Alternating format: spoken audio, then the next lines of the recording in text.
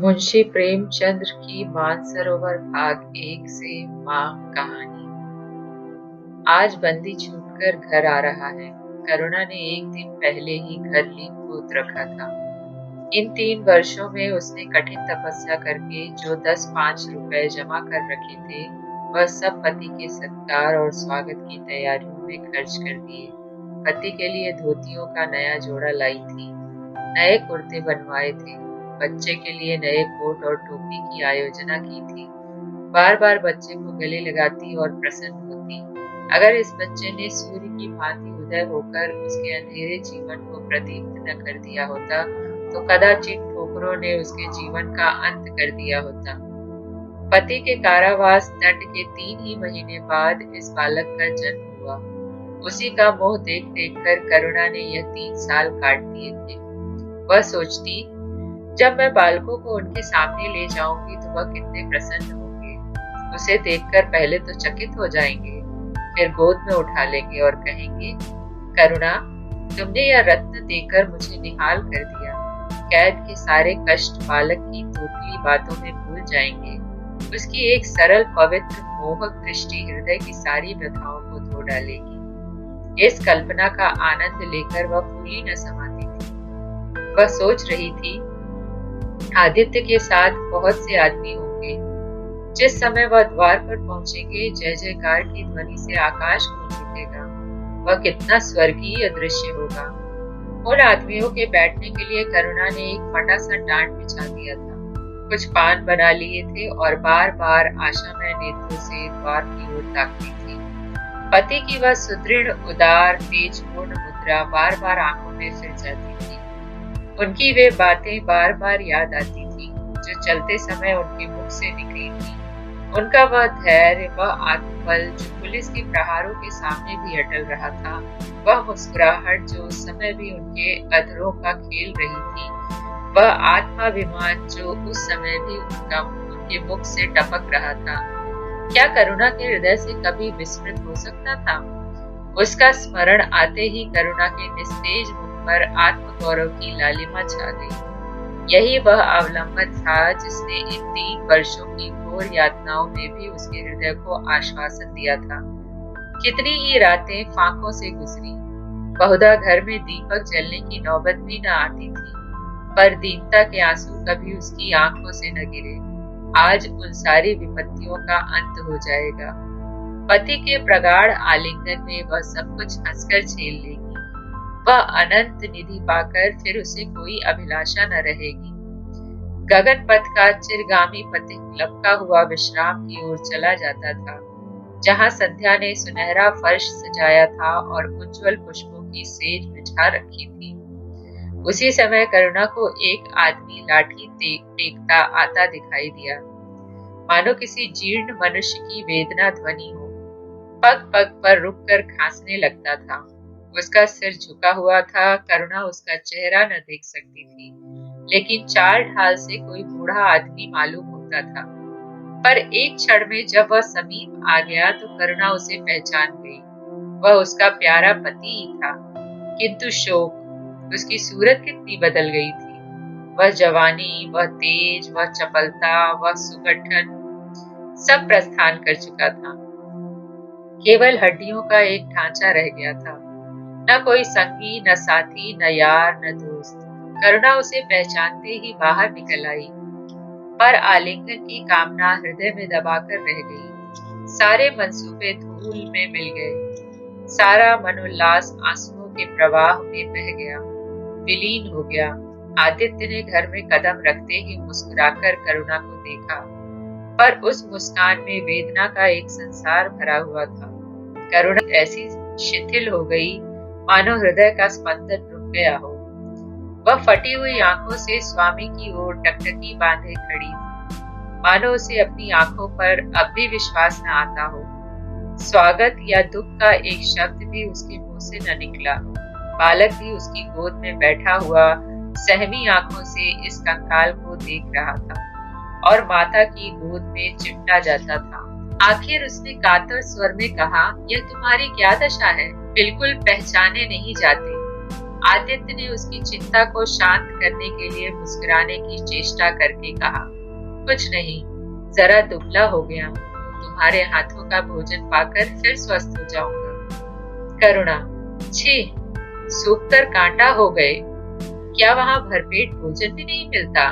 तुम तो कहते थे राजनैतिक आदमियों के साथ बड़ा अच्छा व्यवहार किया जाता है, और वह तुम्हारे साथी क्या हो गए जो तुम्हें आठों पहर घेरे रहते थे और तुम्हारे पसीने की जगह खून बहाने को तैयार थे। आदित्य की त्योरियों पर बल पड़ गए।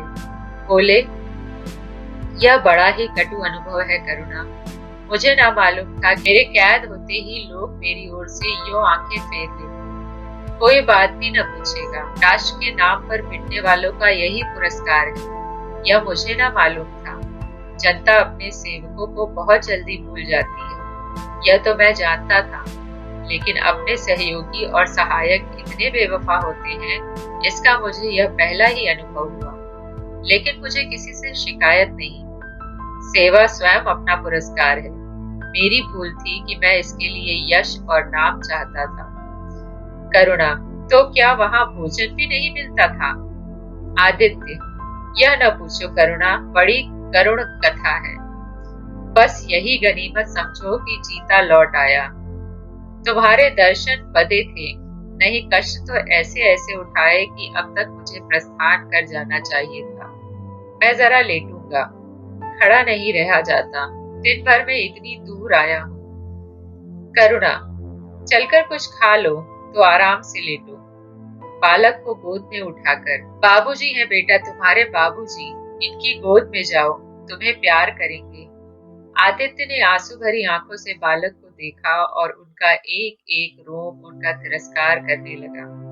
अपनी जीर्ण दशा पर उन्हें कभी इतना दुख न हुआ था। ईश्वर की असीम दया से यदि उनकी दशा संभल जाती तो फिर कभी राष्ट्रीय आंदोलन के समीप न जाते। इस फूल से बच्चे को यूं संसार में लाकर दरिद्रता की आग में झोंकने का उन्हें क्या अधिकार था? वह अब लक्ष्मी की उपासना करेंगे और अपना शुद्र जीवन बच्चे के लालन पालन के लिए अर्पित कर देंगे। उन्हें इस समय ऐसा ज्ञात हुआ कि बालक उन्हें उपेक्षा की दृष्टि से देख रहा है, मानो कह रहा है, मेरे साथ आपने कौन सा कर्तव्य पालन किया। उनकी सारी कामना, प्यार बालक को हृदय से लगा लेने के लिए अधीर हो उठा, पर हाथ फैल न सके। हाथों में शक्ति ही न थी। करुणा बालक को लिए हुए उठी और थाली में कुछ भोजन निकालकर लाई। आदित्य ने क्षुधापूर्ण नेत्रों से थाली की ओर देखा, मानो आज बहुत दिन के बाद कोई खाने की चीज सामने आई है। जानता था कि कई दिनों से उपवास के बाद और आरोग्य की इस गई गुजरी दशा में उस जवान को काबू में रखना चाहिए, पर सब्र न कर सका। थाली पर टूट पड़ा और देखते देखते थाली साफ कर दी। करुणा सशंक हो गई। उसने दोबारा किसी चीज के लिए न पूछा, थाली उठाकर चली गई, पर उसका दिल कह रहा था, इतना तो यह कभी न खाते थे। करुणा बच्चे को कुछ खिला रही थी कि एकाएक कानों में आवाज आई, करुणा। करुणा ने आकर पूछा, क्या तुमने मुझे पुकारा है? आदित्य का चेहरा पीला पड़ गया था और सांस जोर जोर से चल रही थी। हाथों के सहारे वही टाट पर लेट गए थे। करुणा उनकी यह हालत देखकर घबरा गई। बोली, जाकर किसी वैद्य को बुला लाऊं? आदित्य ने हाथ के इशारे से उसे मना करके कहा, व्यर्थ है सब करुणा, अब तुमसे छिपाना व्यर्थ है। मुझे तपेदिक हो गया है, कई बार मरते मरते बच गया हूँ। तुम लोगों के दर्शन बदे थे, इसलिए प्राण न निकलते थे। देखो प्रिय, रो मत। करुणा ने सिसकियों को दबाते हुए कहा, मैं वैद्य को लेकर अभी आती हूँ। आदित्य ने फिर सिर हिलाया, नहीं करुणा, केवल मेरे पास बैठी रहो, अब किसी से कोई आशा नहीं है। डॉक्टरों ने जवाब दे दिया है। मुझे तो यह आश्चर्य है कि यहाँ पहुँच कैसे गया। न जाने कौन देवी शक्ति मुझे वहां से खींच लाई। कदाचित यह इस बुझते हुए दीपक की अंतिम झलक थी। आह, मैंने तुम्हारे साथ बड़ा अन्याय किया, इसका मुझे हमेशा दुख रहेगा। मैं तुम्हें कोई आराम न दे सका, तुम्हारे लिए कुछ कर न सका, केवल सुहाग का दाग लगाकर और एक बालक के पालन का भार छोड़कर चला जा रहा हूँ। आह, करुणा ने हृदय को दृढ़ करके कहा, तुम्हें कहीं दर्द तो नहीं है? आग बना लाऊं? कुछ बताते क्यों नहीं? आदित्य ने करवट बदलकर कहा, कुछ करने की जरूरत नहीं है प्रिय, कहीं दर्द नहीं, बस ऐसा मालूम हो रहा है कि दिल बैठा जाता है, जैसे पानी में डूबा जाता हूँ। जीवन की लीला समाप्त हो रही है, दीपक को बुझते हुए देख रहा हूँ।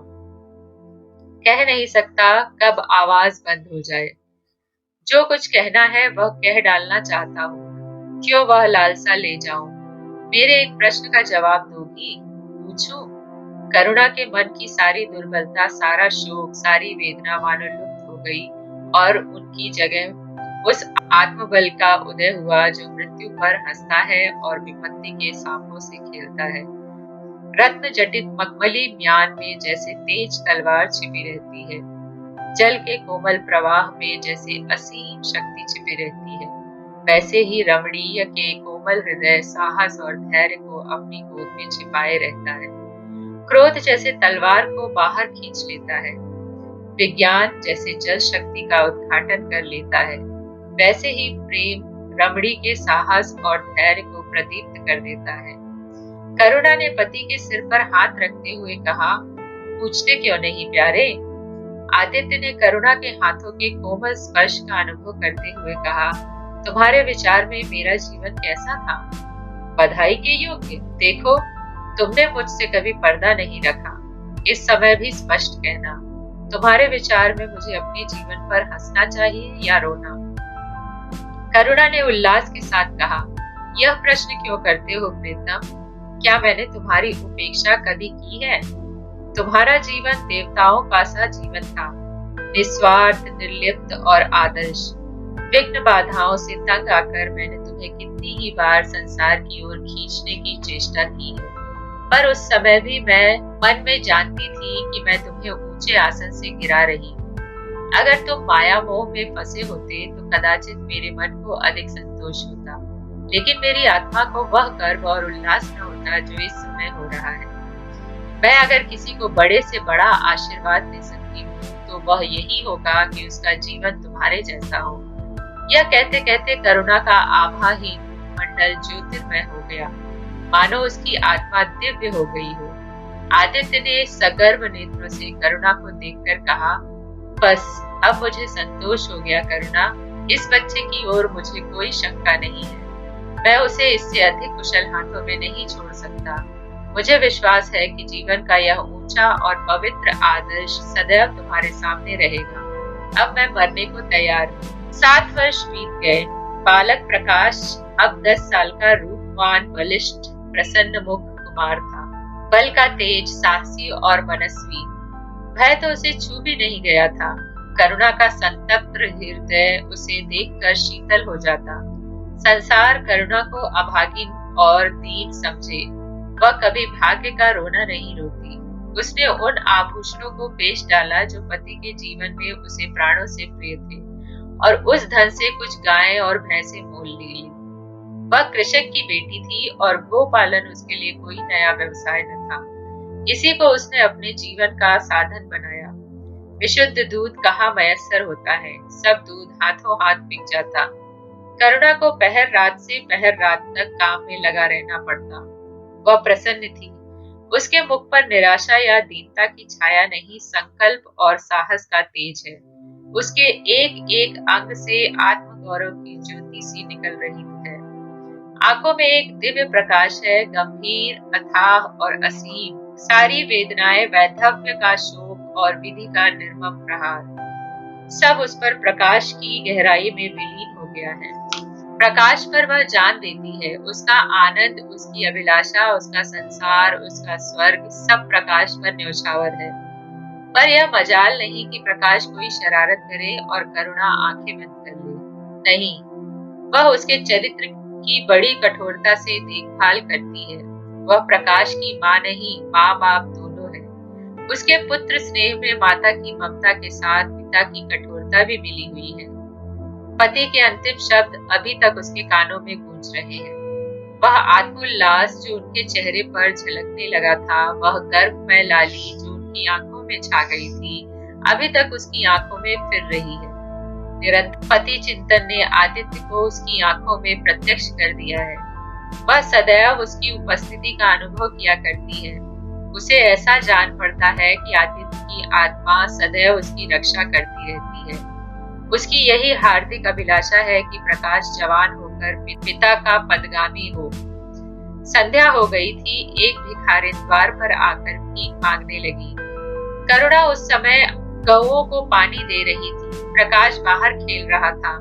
बालक ही तो ठहरा, शरारत सूझी, घर में गया और कटोरे में थोड़ा सा भूसा लेकर बाहर निकला। भिखारिन ने अपनी झोली फैला दी। प्रकाश ने भूसा उसकी झोली में डाल दिया और जोर जोर से तालियां बजाता हुआ भागा। भिखारिन ने अग्निमय नेत्रों से देखकर कहा, वाह रे लाडले, मुझसे हंसी करने चला है। यही माँ बाप ने सिखाया है। तब तो खूब कुल का नाम जगाओगे। करुणा उसकी बोली सुनकर बाहर निकल आई और पूछा, क्या है माता, किसे कह रही हो? भिखारिन ने प्रकाश की तरफ इशारा करके कहा, वह तुम्हारा लाडला है ना? देखो, कटोरे में भूसा भरकर मेरी झोली में डाल गया है। चुटकी भर आटा था, वह भी मिट्टी में मिल गया। कोई इस तरह दुखिया को सताता है? सबके दिन एक से नहीं रहते। आदमी को घमंड न करना चाहिए। करुणा ने कठोर स्वर में पुकारा, प्रकाश। प्रकाश लज्जित न हुआ। अभिमान से सिर उठाए हुए आया और बोला, यह हमारे घर भीख क्यों मांगने आई है? कुछ काम क्यों नहीं करती? करुणा ने उसे समझाने की चेष्टा करके कहा, शर्म तो नहीं आती, उल्टे और आंख दिखाते हो। प्रकाश, शर्म क्यों आए? यह क्यों रोज भीख मांगने आती है? हमारे यहाँ क्या कोई चीज मुफ्त आती है? करुणा, तुम्हें कुछ न देना था तो सीधे से कह देते जाओ। तुमने यह शरारत क्यों की? प्रकाश, उसकी आदत कैसे छूटती? करुणा ने बिगड़कर कहा, तुम अब पिटोगे मेरे हाथों। प्रकाश, पिटूंगा क्यों? आप जबरदस्ती पीटेंगी। दूसरे मुल्कों में अगर कोई भीख मांगे तो कैद कर लिया जाए, यह नहीं कि उल्टे भिखमंगों को और शह दिया जाए। करुणा, जो अपंग है वह कैसे काम करे? प्रकाश, तो जाकर डूब मरे, जिंदा क्यों रहती है? करुणा निरुत्तर हो गई। बुढ़िया को तो उसने आटा दाल देकर विदा किया, किंतु प्रकाश का कुतर्क उसके हृदय में घोड़े के समान टीसता रहा। इसने यह धृष्टता या अभिनय कहाँ सीखी? रात को भी उसे बार बार यही ख्याल सताता रहा। आधी रात के समीप एकाएक प्रकाश की नींद टूटी। लालटेन जल रही थी और करुणा बैठी रो रही थी। उठ बैठा और बोला, अम्मा अभी तुम सोई नहीं? करुणा ने मुंह फेरकर कहा, नींद नहीं आई। तुम कैसे जग गए? प्यास तो नहीं लगी है? प्रकाश, नहीं अम्मा, न जाने क्यों आंख खुल गई। मुझसे आज बड़ा अपराध हुआ अम्मा। करुणा ने उसके मुख की ओर स्नेह के नेत्रों से देखा। प्रकाश, मैंने आज बुढ़िया के साथ बड़ी नटखटी की। मुझे क्षमा करो, फिर कभी ऐसी शरारत न करूंगा। यह कहकर रोने लगा। करुणा ने स्नेहार्थ होकर उसे गले लगा लिया और उसके कपोलों का चुंबन करके बोली, बेटा, मुझे खुश करने के लिए यह कह रहे हो या तुम्हारे मन में सचमुच पछतावा हो रहा है? प्रकाश ने सिसकते हुए कहा, नहीं अम्मा, मुझे दिल से अफसोस हो रहा है। अब की वह बुढ़िया आएगी तो मैं उसे बहुत से पैसे दूंगा। करुणा का हृदय मतवाला हो गया। ऐसा जान पड़ा आदित्य सामने खड़े बच्चे को आशीर्वाद दे रहे हैं और कह रहे हैं, करुणा क्षोभ मत कर, प्रकाश अपने पिता का नाम रोशन करेगा, तेरी संपूर्ण कामनाएं पूरी हो जाएंगी। लेकिन प्रकाश के कर्म और वचन में मेल न था और दिनों के साथ उसके चरित्र का यह अंग प्रत्यक्ष होता जाता था। ज़हीन था ही, विश्वविद्यालय से उसे वजीफे मिलते थे। करुणा भी उसकी यथेष्ट सहायता करती थी, फिर भी उसका खर्च पूरा न पड़ता था। वह मितव्ययी और सरल जीवन का मितव्यता से भरे हुए व्याख्यान दे सकता था, पर उसका रहन सहन फैशन के अंधभक्तों से जौ भर घटकर न था। प्रदर्शन की धुन उसे हमेशा सवार रहती थी। उसके मन और बुद्धि में निरंतर द्वंद्व होता रहता था। मन जाति की ओर था, बुद्धि अपनी ओर। बुद्धि मन को दबाए रहती थी, उसके सामने मन की एक न चलती थी। जाति सेवा ऊसर की खेती है, वहाँ बड़े से बड़ा उपहार जो मिल सकता है वह है गौरव और यश, पर वह भी स्थायी नहीं, इतना अस्थिर कि क्षण भर में जीवन भर की कमाई पर पानी फिर सकता है। अतएव उसका अंतःकरण अनिवार्य वेग के साथ विलासमय जीवन की ओर झुकता था। यहाँ तक कि धीरे धीरे उसे त्याग और निग्रह से घृणा होने लगी। वह दुर्वस्थ और दरिद्रता को हेय समझता था। उसके हृदय न था, भाव न थे, केवल मस्तिष्क था। मस्तिष्क में दर्द कहाँ, दया कहाँ? वहाँ तो तर्क है, हौसला है, मंसूबे हैं। सिंध में बाढ़ आई, हजारों आदमी तबाह हो गए। विश्वविद्यालय ने वहाँ एक सेवा समिति भेजी। प्रकाश के मन में द्वंद्व होने लगा, जाऊं या न जाऊं। इतने दिनों अगर वह परीक्षा की तैयारी करे तो प्रथम श्रेणी में पास हो। चलते समय उसने बीमारी का बहाना कर दिया। करुणा ने लिखा, तुम सिंध न गए इसका मुझे दुख है। तुम बीमार रहते हुए भी वहां जा सकते थे। समिति में चिकित्सक भी तो थे। प्रकाश ने पत्र का उत्तर न दिया। उड़ीसा में अकाल पड़ा, प्रजा मक्खियों की तरह मरने लगी। कांग्रेस ने पीड़ितों के लिए एक मिशन तैयार किया। उन्हीं दिनों विद्यालय ने इतिहास के छात्रों को ऐतिहासिक खोज के लिए लंका भेजने का निश्चय किया। करुणा ने प्रकाश को लिखा, तुम उड़ीसा जाओ, किंतु प्रकाश लंका जाने को लालायित था। वह कई दिन इसी दुविधा में रहा। अंत को सीलोन ने उड़ीसा पर विजय पाई। करुणा ने अब की उसे कुछ न लिखा, चुपचाप रोती रही। सीलोन से लौटकर प्रकाश छुट्टियों में घर गया। करुणा उससे खिंची खिंची रही। प्रकाश मन में लज्जित हुआ और संकल्प किया कि अब भी कोई अवसर आया तो अम्मा को अवश्य प्रसन्न करूंगा। यह निश्चय करके वह विद्यालय लौटा। लेकिन यहाँ आते ही फिर परीक्षा की फिक्र सवार हो गई। यहाँ तक कि परीक्षा के दिन आ गए, मगर इम्तिहान से फुर्सत पाकर भी प्रकाश घर न गया। विद्यालय के एक अध्यापक कश्मीर सैर करने जा रहे थे। प्रकाश उन्हीं के साथ कश्मीर चला गया। जब परीक्षा फल निकला और प्रकाश प्रथम आया, तब उसे घर की याद आई। उसने तुरंत करुणा को पत्र लिखा और अपने आने की सूचना दी। माता को प्रसन्न करने के लिए उसने 2-4 शब्द जाति सेवा के विषय में भी लिखे। अब मैं आपकी आज्ञा का पालन करने को तैयार हूँ। मैंने शिक्षा संबंधी कार्य करने का निश्चय किया है। इसी विचार से मैंने वह विशिष्ट स्थान प्राप्त किया है। हमारे नेता भी तो विद्यालयों के आचार्यों ही का सम्मान करते हैं। अभी तक इन उपाधियों के मोह से वे मुक्त नहीं हुए हैं। यह उपाधि लेकर वास्तव में मैंने अपने सेवा मार्ग से एक बाधा हटा दी है। हमारे नेता भी योग्यता, सदुत्साह, लगन का उतना सम्मान नहीं करते जितना उपाधियों का। अब सब मेरी इज्जत करेंगे और जिम्मेदारियों का काम सौंपेंगे, जो पहले आगे भी न मिलता था। करुणा की आस फिर बंधी। विद्यालय खुलते ही प्रकाश के नाम रजिस्ट्रार का पत्र पहुंचा।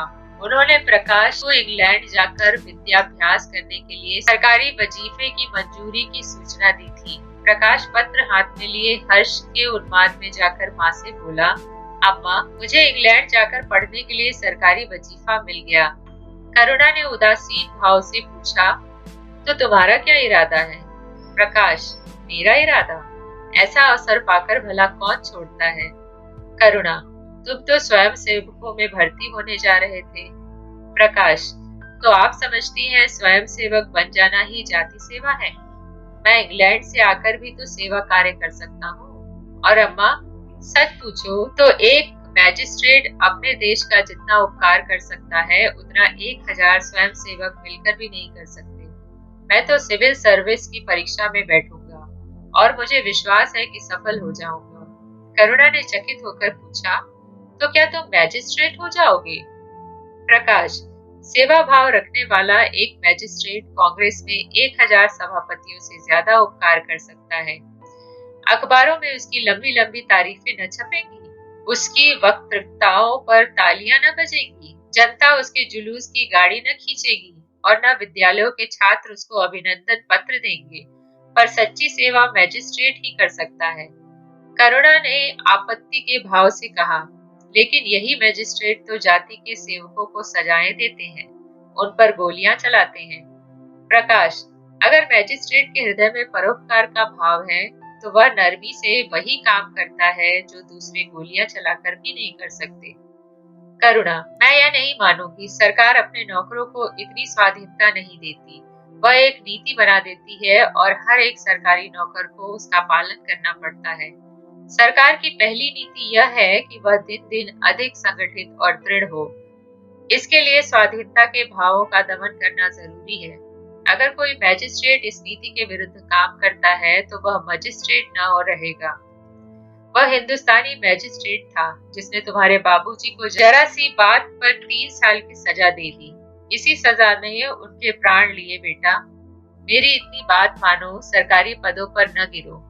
मुझे यह मंजूर है कि तुम मोटा खाकर और मोटा पहनकर देश की कुछ सेवा करो, इसके बदले कि तुम हाकिम बन जाओ और शान से जीवन बिताओ।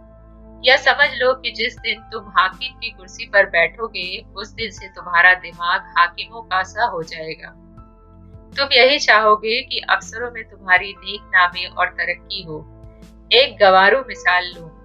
लड़की जब तक मैके में कुंवारी रहती है वह अपने को उसी घर का समझती है, लेकिन जिस दिन ससुराल चली जाती है वह अपने घर को दूसरों का घर समझने लगती है। माँ बाप भाई बहन सब वही रहते हैं, लेकिन वह घर अपना नहीं रहता। यही दुनिया का दस्तूर है। प्रकाश ने खींचकर कहा, तो क्या आप यही चाहती हैं कि मैं जिंदगी भर चारों तरफ ठोकरें खाता फिरूं? करुणा कठोर नेत्रों से देखकर बोली, अगर ठोकर खाकर आत्मा स्वाधीन रह सकती है तो मैं कहूँगी ठोकर खाना अच्छा है। प्रकाश ने निश्चयात्मक भाव से पूछा, तो आपकी यही इच्छा है? करुणा ने उसी स्वर में उत्तर दिया, हाँ मेरी यही इच्छा है। प्रकाश ने कुछ जवाब न दिया, उठकर बाहर चला गया और तुरंत रजिस्ट्रार इनकारी पत्र लिख भेजा। मगर उसी क्षण से मानो उसके सिर पर विपत्ति ने आसन जमा लिया। विरक्त और विवन अपने कमरे में पड़ा रहता, न कहीं घूमने जाता, न किसी से मिलता। वो लटकाए भीतर आता और फिर बाहर चला जाता। यहाँ तक कि 1 महीना गुजर गया। न चेहरे पर वह लाली रही, न वह ओज। आंखें अनाथों के मुख की भांति याचना से भरी हुई, होठ हंसना भूल गए। मानो उन इनकारी पत्र के साथ उनकी सारी सजीवता, सारी चपलता, सारी सरलता विदा हो गई। करुणा उसके मनोभाव समझती थी और उसके शोक को भुलाने की चेष्टा करती थी, पर रूठे देवता प्रसन्न न होते थे। आखिर एक दिन उसने प्रकाश से कहा, बेटा अगर तुमने विलायत जाने की ठान ही ली है तो चले जाओ, मैं मना न करूंगी। मुझे खेद है कि मैंने तुम्हें रोका। अगर मैं जानती कि तुम्हें इतना आघात पहुंचेगा तो कभी न रोकती। मैंने तो केवल इस विचार से रोका था, तुम्हें जाति सेवा में मग्न देखकर तुम्हारे बाबूजी की आत्मा प्रसन्न होगी। उन्होंने चलते समय यही वसीयत की थी। प्रकाश ने रुखाई से जवाब दिया, अब क्या जाऊंगा, इनकारी खत लिख चुका हूँ। मेरे लिए कोई अब तक बैठा थोड़े ही होगा। कोई दूसरा लड़का चुन लिया गया होगा और फिर करना ही क्या है। जब आपकी मर्जी है कि गांव गांव की खाक छानता फिरूं तो वही सही। करुणा का गर्व चूर चूर हो गया। इस अनुमति से उसने बाधा का काम लेना चाहा था, पर सफल न हुई। बोली, अभी कोई न चुना गया होगा, लिख दो, मैं जाने को तैयार हूँ। प्रकाश ने झुंझलाकर कहा, अब कुछ नहीं हो सकता, लोग हंसी उड़ाएंगे। मैंने तय कर लिया है कि जीवन को आपकी इच्छा के अनुकूल बनाऊंगा। करुणा, तुमने अगर शुद्ध मन से यह इरादा किया होता तो यूं न रहते। तुम मुझसे सत्याग्रह कर रहे हो। अगर मन को दबाकर मुझे अपनी राह का कांटा समझकर तुमने मेरी इच्छा पूरी भी की तो क्या? मैं तो जब जानती कि तुम्हारे मन में आप ही आप सेवा का भाव उत्पन्न होता। तुम आज ही रजिस्ट्रार साहब को पत्र लिख दो। प्रकाश, अब मैं नहीं लिख सकता। तो इसी शोक में तने बैठे रहोगे? लाचारी है। करुणा ने और कुछ न कहा। जरा देर में प्रकाश ने देखा कि वह कहीं जा रही है, मगर वह कुछ बोला नहीं। करुणा के लिए बाहर आना जाना कोई असाधारण बात नहीं थी, लेकिन जब संध्या हो गई और करुणा न आई तो प्रकाश को चिंता होने लगी। अम्मा कहाँ गई? यह प्रश्न बार बार उसके मन में उठने लगा। प्रकाश सारी रात द्वार पर बैठा रहा। भांति भांति की शंकाएं मन में उठने लगी। उसे अब याद आया, चलते समय करुणा कितनी उदास थी, उसकी आंखें कितनी लाल थी। यह बातें प्रकाश को उस समय क्यों न नजर आई? वह क्यों स्वार्थ में अंधा हो गया था? हाँ, अब प्रकाश को याद आया, माता ने साफ सुथरे कपड़े पहने थे, उनके हाथ में छतरी भी थी। तो क्या वह कहीं बहुत दूर गई है? किससे पूछे? अनिष्ट के भय से प्रकाश रोने लगा। श्रावण की अंधेरी भयानक रात, आकाश में श्याम मेघमालाएं भीषण स्वप्न की भांति छाई हुई थी। प्रकाश रह रहकर आकाश की ओर देखता था। मानो करुणा उन्हीं मेघमालाओं में छिपी बैठी है। उसने निश्चय किया सवेरा होते ही माँ को खोजने चलूंगा। किसी ने द्वार खटखटाया। प्रकाश ने दौड़कर खोला तो देखा करुणा खड़ी है। उसका मुखमंडल इतना खोया हुआ, इतना करुण था, जैसे आज ही उसका सुहाग उठ गया है, जैसे संसार में अब उसके लिए कुछ नहीं रहा, जैसे वह नदी के किनारे खड़ी अपनी लदी हुई नाव को डूबती देख रही है और कुछ कर नहीं सकती। प्रकाश ने अधीर होकर पूछा, अम्मा कहाँ चली गई थी? बहुत देर लगाई। करुणा ने भूमि की ओर ताकते हुए जवाब दिया, एक काम से गई थी, देर हो गई। यह कहते हुए उसने प्रकाश के सामने एक बंद लिफाफा फेंक दिया। प्रकाश ने उत्सुक होकर लिफाफा उठा लिया। ऊपर ही विद्यालय की मुहर थी। तुरंत ही लिफाफा खोलकर पढ़ा। हल्की सी लालिमा चेहरे पर दौड़ गई। पूछा, यह तुम्हें कहाँ मिल गया अम्मा? करुणा, तुम्हारे रजिस्ट्रार के पास से लाई हूँ। क्या तुम वहां चली गई थी? और क्या करती? कल तो गाड़ी का समय न था, मोटर ले ली थी। प्रकाश एक क्षण तक मौन रहा, फिर कुंठित स्वर में बोला, जब तुम्हारी इच्छा नहीं है तो मुझे क्यों भेज रही हो? करुणा ने विरक्त भाव से कहा, इसलिए कि तुम्हारी जाने की इच्छा है। तुम्हारा यह मलिन वेश नहीं देखा जाता। अपने जीवन के 20 वर्ष तुम्हारी हित कामना पर अर्पित कर दिए। अब तुम्हारी महत्वाकांक्षा की हत्या नहीं कर सकती। तुम्हारी यात्रा सफल हो, यही हमारी हार्दिक अभिलाषा है। करुणा का कंठ रुध गया और कुछ न कह सकी। प्रकाश उसी दिन से यात्रा की तैयारियां करने लगा। करुणा के पास जो कुछ था वह सब खर्च हो गया। कुछ ऋण भी लेना पड़ा। नए सूट बने, सूटकेस लिए गए। प्रकाश अपनी धुन में मस्त था। कभी किसी चीज की फरमाइश लेकर आता, कभी किसी चीज की। करुणा इस एक सप्ताह में इतनी दुर्बल हो गई है। उसके बालों पर कितनी सफेदी आ गई है, चेहरे पर कितनी झुर्रियां पड़ गई हैं, यह उसे कुछ न नजर आता। उसकी आंखों में इंग्लैंड के दृश्य समाये हुए थे। महत्वाकांक्षा आंखों पर पर्दा डाल देती है। प्रस्थान का दिन आया। आज कई दिनों के बाद धूप निकली थी। करुणा स्वामी के पुराने कपड़ों को बाहर निकाल रही थी। उनकी गाढ़े की चादरें, खद्दर के कुर्ते, पाजामे और लिहाफ अभी तक संदूक में संचित थे। प्रतिवर्ष वे धूप में सुखाए जाते और झाड़ पोंछ कर रख दिए जाते थे। करुणा ने आज फिर उन कपड़ों को निकाला, मगर सुखाकर रखने के लिए नहीं, गरीबों को बांट देने के लिए। वह आज पति से नाराज है। वह लुटिया, डोर और घड़ी जो आदित्य की चिर संगनी थी और जिनकी 20 वर्ष से करुणा ने उपासना की थी, आज निकालकर आंगन में फेंक दी गई। वह झोली जो बरसों आदित्य के कंधों पर आरूढ़ रह चुकी थी, आज कूड़े में डाल दी गई। वह चित्र जिसके सामने 20 वर्ष से करुणा सिर झुकाती थी, आज बड़ी निर्दयता से भूमि पर डाल दिया गया। पति का कोई स्मृति चिन्ह वह अब अपने घर में नहीं रखना चाहती। उसका अंतःकरण शोक और निराशा से विदीर्ण हो गया और पति के सिवा वह किस पर क्रोध उतारे? कौन उसका अपना है? वह किससे अपनी व्यथा कहे, किसे अपनी छाती चीर कर दिखाए? वह होते तो क्या आज प्रकाश दास्तां की जंजीरें गले में डालकर फूला न समाता? उसे कौन समझाए कि आदित्य भी इस अवसर पर पछताने के सिवा और कुछ न कर सकते। प्रकाश के मित्रों ने आज उसे विदाई का भोज दिया था। वहां से वह संध्या समय कई मित्रों के साथ मोटर पर लौटा। सफर का सामान मोटर पर रख दिया गया। तब वह अंदर आकर माँ से बोला, अम्मा जाता हूँ, बम्बई पहुंचकर पत्र लिखूंगा। तुम्हें मेरी कसम, रोना मत और मेरे खतों का जवाब बराबर देना। जैसे किसी लाश को बाहर निकालते समय संबंधियों का धैर्य टूट जाता है, रुके हुए आंसू निकल पड़ते हैं और शोक की तरंगें उठने लगती हैं, वही दशा करुणा की हुई। कलेजे में एक हाहाकार हुआ जिसने उसकी दुर्बल आत्मा के एक एक अणु को कपा दिया। मालूम हुआ पांव पानी में फिसल गया और वह लहरों में बही जा रही है। उसके मुख से शोक या आशीर्वाद का एक शब्द भी न निकला। प्रकाश ने उसके चरण छुए, अश्रु जल से माता के चरणों को पखारा, फिर वह बाहर चला गया। करुणा पाषाण मूर्ति की भांति खड़ी थी। सहसा ग्वाले ने आकर कहा, बहू जी भैया चले गए। बहुत रोते थे। तब करुणा की समाधि टूटी। देखा सामने कोई नहीं है। घर में मृत्यु का सा सन्नाटा छाया हुआ है और मानो हृदय की गति बंद हो गई है। सहसा करुणा की दृष्टि ऊपर उठ गई। उसने देखा कि आदित्य अपनी गोद में प्रकाश की निर्जीव देह लिए खड़े रो रहे हैं। करुणा पछाड़ खाकर गिर पड़ी। करुणा जीवित थी, पर संसार से उसका कोई नाता न था। उसका छोटा सा संसार, जिसे उसने अपनी कल्पनाओं के हृदय में रचा था, स्वप्न की भांति अनंत में विलीन हो गया था। जिस प्रकाश को सामने देखकर वह जीवन की अंधेरी रात में भी हृदय में आशाओं की संपत्ति लिए जा रही थी, वह बुझ गया और संपत्ति लुट गई। अब न कोई आश्रय था और न उसकी जरूरत। जिन गौओं को वह दोनों वक्त अपने हाथों से दाना चारा देती और सहलाती थी, अब खूंटे पर बंधी निराश नेत्रों से द्वार की ओर ताकती रहती थी।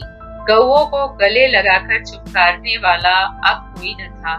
किसके लिए दूध दुहे, मट्ठा निकाले, खाने वाला कौन था?